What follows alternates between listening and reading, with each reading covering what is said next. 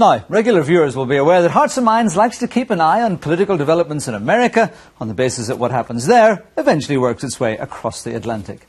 The explosion in the use of the internet has been a key element of this year's presidential campaign, with Republicans and Democrats alike sinking huge efforts into galvanizing support on sites like Facebook, Twitter and YouTube.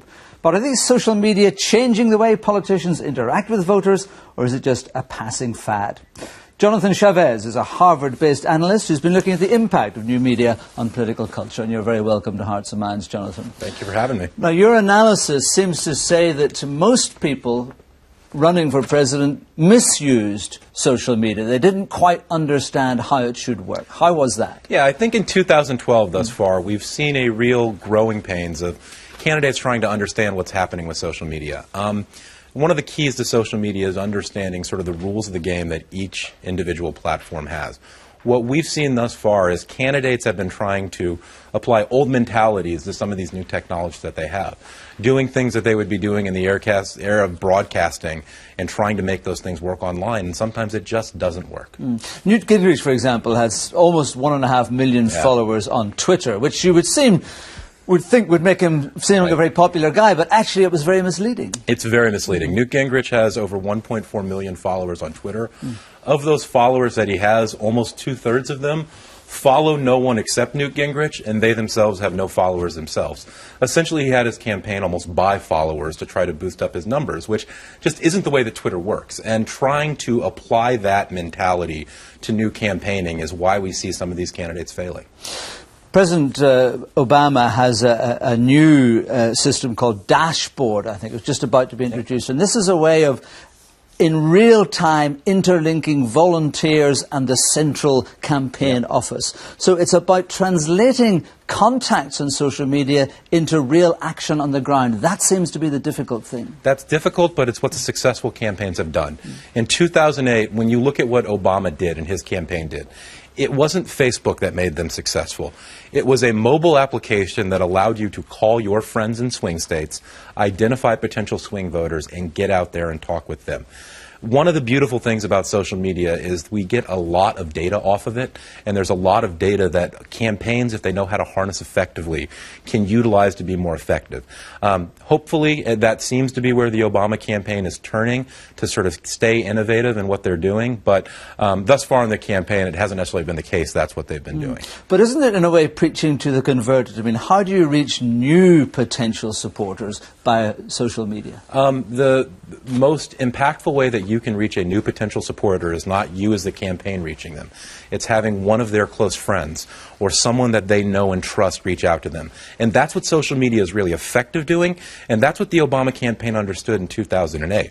They could have you call someone in your phone who may not be one of your supporters, but you were able to go in there, identify one of your personal friends if you were a supporter, and expand the audience that way. That's what the Obama campaign seems to realize, is that to be effective, you have to have those personal connections out there. Social media allows you to do that, and it allows you to find new voters in doing it that way. And it's bringing in something like $50 million a month.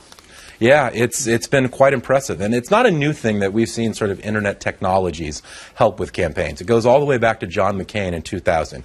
He brought in over 1/4 of his money through email fundraising back in 2000, which was an enormous number back then. But, you know, they're predicting somewhere between $2 and $3 billion will be spent on the U.S. election this time around.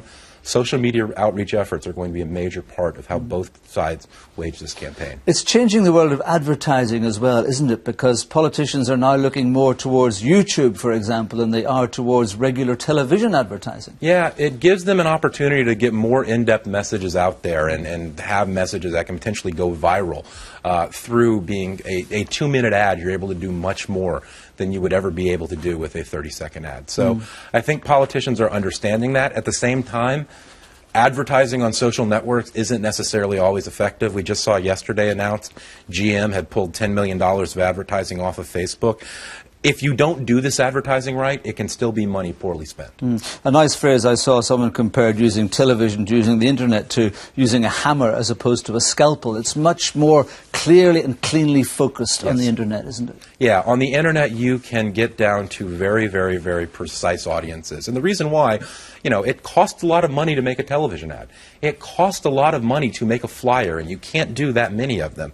You can only produce 2 or 3 ads in the context of television. With the internet, you're able to find a specific audience, give them a specific message, and deliver it to them in such a way where you can potentially create relationships that matter for voters. And those relationships that matter are going to motivate them not just to vote for you, but to get active, talk to their friends, turn them out to their polls, and find new potential voters. Looking at the election, I mean, President Obama seems to have a fairly well-organized internet office. What about Mitt Romney? He's doing the sort of right things in terms of ticking the check boxes of to be online. He's has a Facebook page with over 1.6 million fans. He's out there on Twitter actively. Him and his wife are on Pinterest and view that as a potential place to be. But social media doesn't work without authenticity. It's not just about using the tools. It's not just about having them there.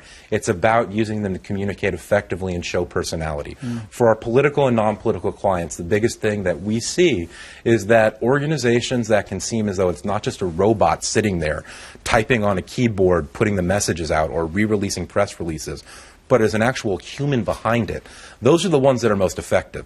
So some of Mitt Romney's problems may not necessarily be tied explicitly to social media usage, but may just be tied more to his general lack of personality or perceived lack of personality. It's hard to translate that online. And in terms of penetration, I mean, someone was pointing out that the last season of American Idol had something like 750 million votes cast. I mean, the politicians, wherever they are, the UK or America, have a long way to go to get that kind of penetration and appreciation. Yeah, it's, voter turnout over the last 50 years in America has been an increasing problem. We saw a turnaround really start in 2004, particularly with young people. It's a little bit of a misnomer to think that young people only turned out for Obama. 2004 was the highest level of 18 to 20-year-old participation that we had seen in the United States since they were given the right to vote back in 1972. So we want to see more participation. These social media tools and these ability to get communities involved in voting can potentially be helpful in that, but it's not going to solve all the problems we have with civic engagement. Jonathan, thank you very much indeed. Thank you.